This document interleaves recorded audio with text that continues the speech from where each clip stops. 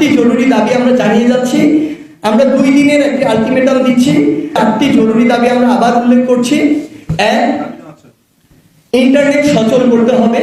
2, curfew withdraw করতে হবে।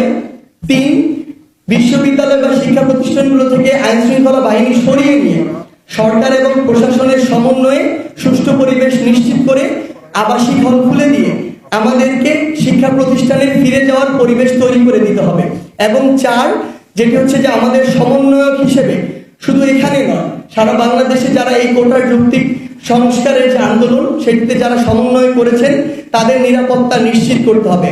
আমি স্পষ্ট ভাষায় বলি, আমরা প্রতি মুহূর্তে ভয় থাকি যে কখন আমাদের গ্রেফতার করা হয়, কখন আমাদের তুলে নিয়ে যাওয়া হয়, কখন আমাদের উপরে নাহিদের মতো শারীরিক বা মানসিকভাবে অত্যাচার করা হয়। সো এই 4টি জরুরি দাবি সরকার যদি বৃহস্পতিবারের মধ্যে বাস্তবায়ন করে শুক্রবারে আমাদের সেই পরিবেশটি তৈরি করে দেয়, তাহলে বাকি যে আমাদের 8টি দাবি রয়েছে সার্বিক উদ্ভূত পরিস্থিতি নিয়ে, সেগুলো নিয়ে আমাদের যে কথা বলার স্কোপটি যেটি আমাদের আহ্বান করা হচ্ছে সেটি তৈরি হবে। আমরা আমাদের যদি কর্মসূচির কথা বলি, আমরা 2 দিনের একটি আলটিমেটাম দিয়েছিলাম আমাদের 4টি জরুরি দাবি জানিয়ে।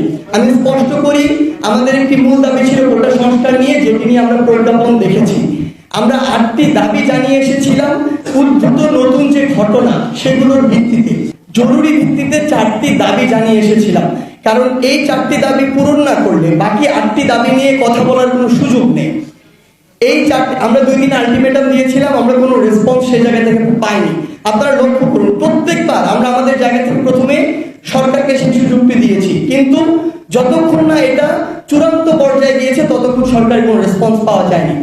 আমরা আমাদের জায়গা থেকে শিক্ষার্থী সমাজ আবার বিনয়ের সাথে 2 দিনের একটি আলটিমেটাম দিচ্ছি ওই 4টি জরুরি দাবি নিয়ে। আমাদেরকে আজকে প্রেস ব্রিফিং এ মাননীয় আইনমন্ত্রী বলছেন ক্লাসে ফিরে যেতে। আপনি পুরো বিশ্ববিদ্যালয়গুলোতে আইন শৃঙ্খলা রক্ষাকারী বাহিনী দিয়ে ভরিয়ে রেখেছেন, আপনি হল বন্ধ করে রেখেছেন, আমরা কোথায় যাব? মানে আপনাদের কথার তো প্রাসঙ্গিকতা থাকতে হবে। আমরা চাই বৃহস্পতিবারের মধ্যে বিশ্ববিদ্যালয় প্রশাসনের সাথে সরকারের পক্ষ থেকে কথা বলে সেই পরিবেশটি তৈরি করা হোক, এবং আমরা সকলে যেন শুক্রবারে বাংলাদেশের সকল ক্যাম্পাসে আমরা শিক্ষার্থীরা ফিরে যেতে পারি। শিক্ষার্থীরা যদি ক্যাম্পাসে ফিরতে না পারি, তাহলে ওই একাডেমিক পরিবেশ ফিরে আনার গল্প বলে এগুলো শুধু গাল গল্প হিসেবেই থেকে যাবে, কোনো লাভ নেই। এবং সবশেষে আপনাদের উদ্দেশ্যে এক লাইনে একটি কথাই বলে দিতে চাই, বাংলাদেশের শিক্ষার পরিবেশ আবার সুন্দরভাবে ফিরে আসবে কিনা, আমরা ক্যাম্পাসে যাব কিনা, আমরা কবে আমাদের আন্দোলনের শেষ ঘোষণা করব, এটি পুরোপুরি নির্ভর করছে সরকার এই দাবিগুলো জরুরি ভিত্তিতে মেনে নিয়ে আমাদের জন্য পুরো বাংলাদেশে এই পরিবেশটি কতটুকু উপযোগী করে দিচ্ছে। সরকার যদি চায় এটি বৃহস্পতিবারে করতে পারে, সরকার যদি না চায় তাহলে এটি অনির্দিষ্ট সময়ের জন্য যেতে পারে। তাহলে আন্দোলন কোন দিক থেকে ঢাকা বিশ্ববিদ্যালয়ের কেন্দ্রীয় লাইব্রেরি কিংবা রাজু ভাস্কর্যে অফিসিয়ালি শেষ হবে সেটা নির্ধারণ করবে সরকার। আসলাম যেটি বলেছে সেটি হচ্ছে, আমরা যেদিন আমাদের দাবিগুলো জানিয়ে এসেছি, আমাদের প্রেস রিলিজ দেওয়ার কোনো হয়েছিল না, ইন্টারনেট নেই, প্রেস ব্রিফিং করার কোনো হয়েছিল না নিরাপত্তার কারণে।